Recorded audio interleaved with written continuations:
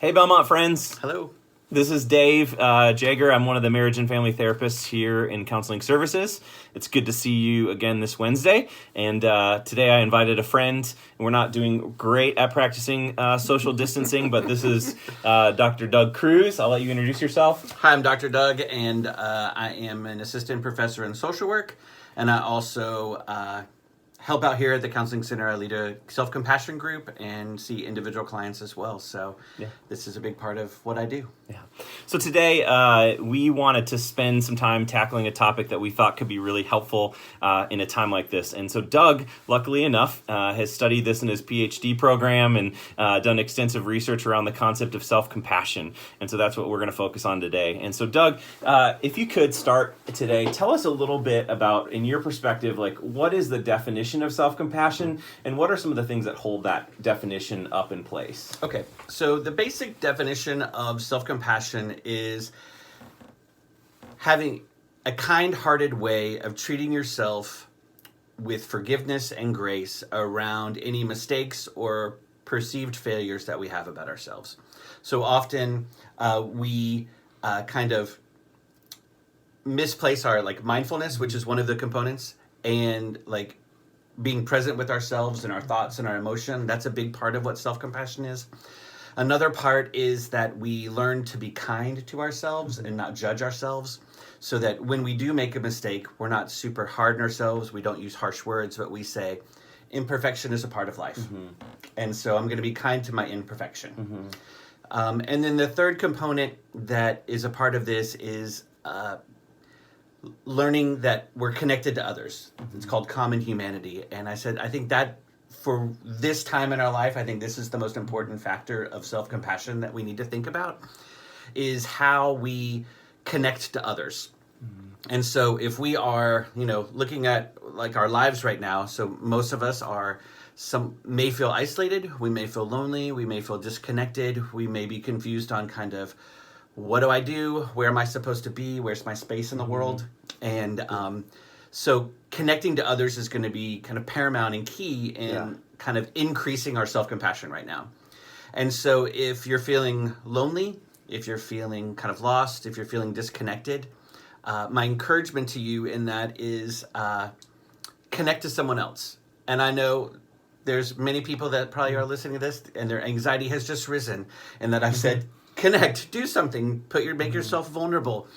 But that could be one of the key things, is that when we make ourselves vulnerable and we reach out and we say, hey, I need something. Hey, I'm lonely. Hey, I'm hurting. Hey, I'm confused. Hey, I'm scared. Whatever it is, that when we reach out, we're probably really helping someone else by saying, hey, I need something. And the other person can say, hey, me too. Mm-hmm. So connecting to others is going to be really important.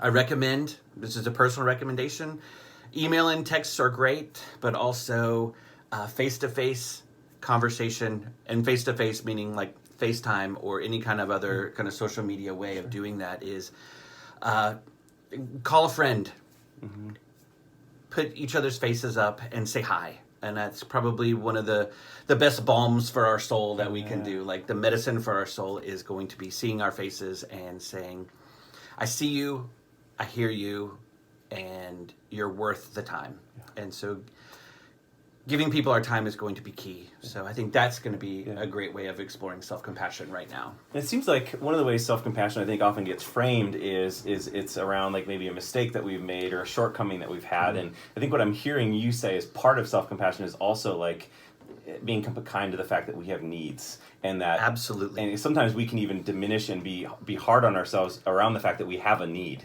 Yes, and we all have needs. Right. Period. I have needs to talk to my friends. I have needs to connect to others, as do all of us. Yeah. And there are times, and I imagine during this time, it's I don't want to be a burden to people. Everyone's experiencing something hard right now. It's difficult. It's how do I do this well, and to kind of let go of that in some way. Yeah.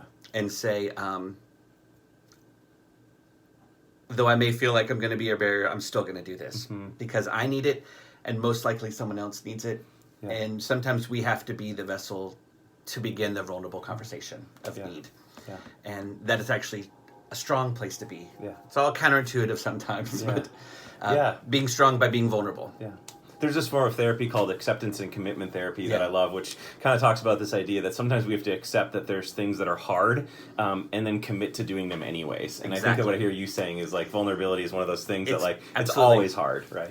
Vulnerability is hard. Yeah. I mean, no one wants to be the first to go, Yeah. hey, don't Lonely feel here. perfect. Yeah. I'm lonely. I'm hurt. I feel isolated. I feel disconnected. But yet sometimes that's the greatest thing we can give as a gift to someone else is to say, I'm lonely. I'm hurt.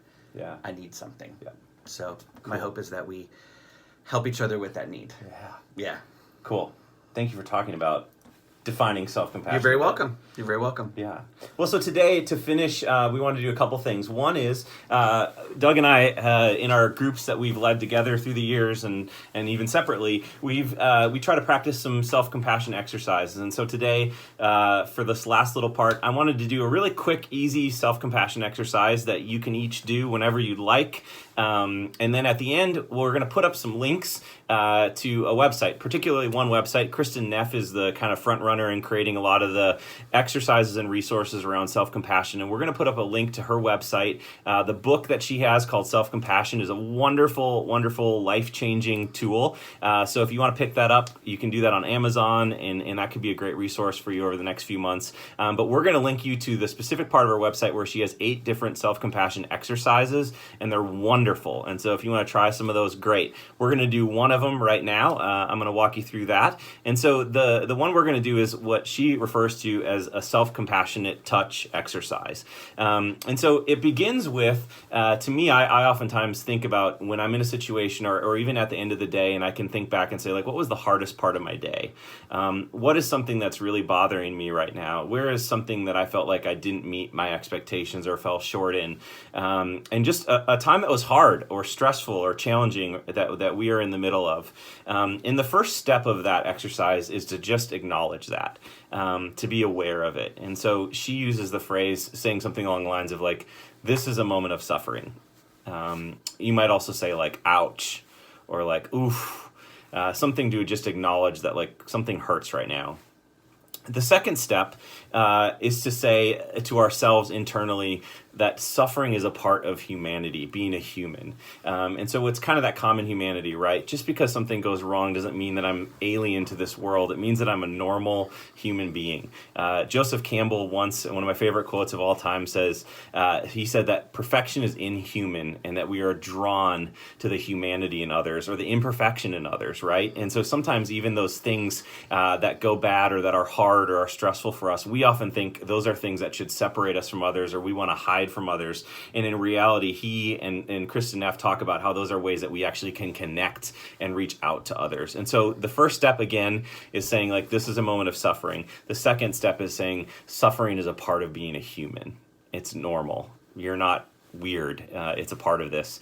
And then the third step, she talks about talking about the kind of putting your hand over your collarbone, giving yourself like a hug, whatever it is that feels kind of soothing to you, but putting a little downward pressure on that space and kind of saying to yourself, and it can be internally in your head, or if you're alone, you can say it out loud. But she just says to say the phrase, may I be kind to myself in this moment.